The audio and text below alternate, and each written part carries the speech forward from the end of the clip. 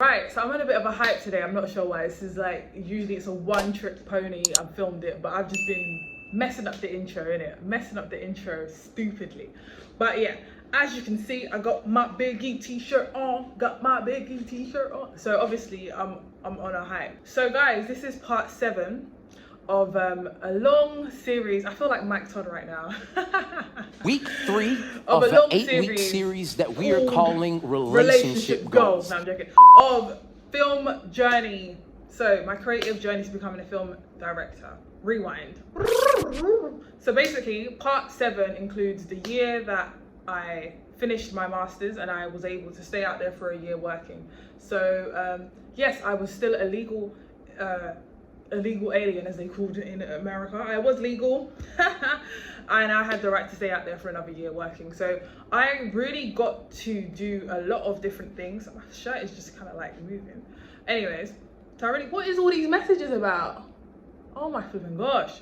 Right, so what happened that year? So honestly, that was one of the toughest years of my life so far. Not gonna lie, that was one of I had a lot of highs in that year and I had my lowest lows ever in that year as well. So let's start off with the highest highs, because I had the month started. So obviously I finished the 1-year masters. I had graduated. So in January, we had a screening on the 21st of January, I believe, and we screened in Warner Brothers. So I got to screen my short film that I did for my thesis in Warner Brothers, and my family flew out because my birthday was 2 days after. So my core family flew out, and then some of my friends flew out. So there's a bag of 15 of us, which was really nice. And obviously came to the screening and everyone was watching my short film Misconception, award-winning. Anyways, so they were watching it, screening Warner Brothers, and it was just a really nice, lovely experience. It was one of them future moments of, yeah, you know, first Oscar, that's how it's gonna be. And honestly, I'm not too bothered about awards like that. I feel like the impact people feel watching it is a lot more to me, but obviously it's lovely to be appreciated, you know what I'm saying? But yeah, so with my dad, for example, my dad, he's always been lawyer, you are a lawyer. But when he watched this, I heard him laughing, I heard him go, oh, hey, during watching it. And it was really lovely to see that reaction. It was really lovely because I've always wanted to, you know, do something. I always wanted to push what I wanted to do, with the film, media, etc. And I always wanted to make a career out of the film and media things that I did. And so that moment for me was one of them moments that it was yeah, my dad seems proud, you know what I'm saying? And it's not that I have to have my law degree certificate waving and working as a lawyer. He's proud watching my work and he enjoyed watching it. My mum couldn't make it, unfortunately, but she's my biggest supporter. So I know she would have been there she was doing that from over the phone. But yeah, so my dad, surprisingly, my dad came out and he loved it. And I think from that moment, he realized, okay, cool. This is what you want to do? Cool. Do you know what I'm saying? He still fights me now and again, oh, just do this and just do that and have backup. But overall, I feel like he understands. So that was when I got my acceptance into film world from my father. Anyway, so it was a really, really, really mix of emotions year. So that was the highlight of my year, and it started at the beginning. And then obviously my friends were in town, so we obviously hung out for my birthday. I went on a helicopter ride. I can't even speak properly anymore. Helicopter ride. We ate in Malibu, in the Nobu. We just did so many random things, Universal Studios, shows, etc. And it was such a lit week or so, however long it lasted for.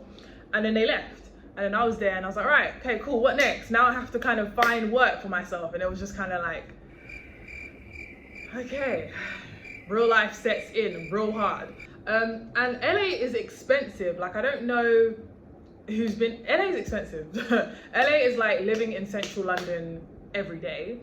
For those of you that have your central London jobs, that's cool, innit? But for those of us that are struggling, upcoming creatives, that doesn't run. It doesn't run. So it was hard for me to actually even find work to do which was consistent, let's say.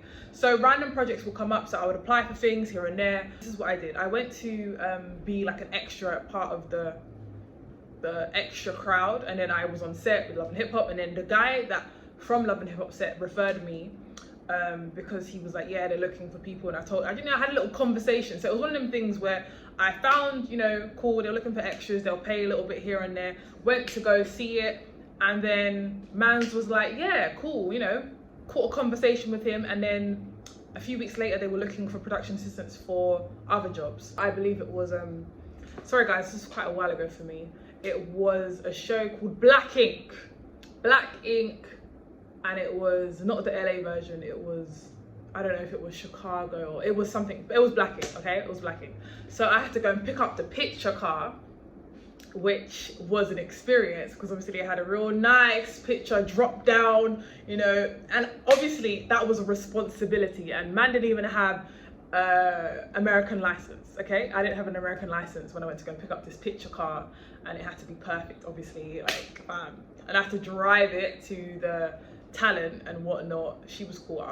Honestly, I can't remember people's names right now, but yeah, I'll come back to you on that. So I'm gonna end it here, and then we're gonna continue to talk about, because the messages I was getting was actually from my friend Karen, who's like, I think she's ready.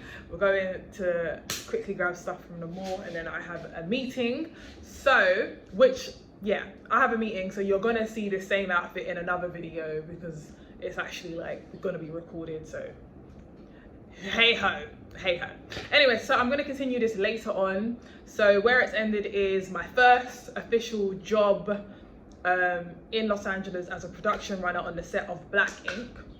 And yeah, so I'm gonna come back to you guys. All right, peace out, my peoples. Bye.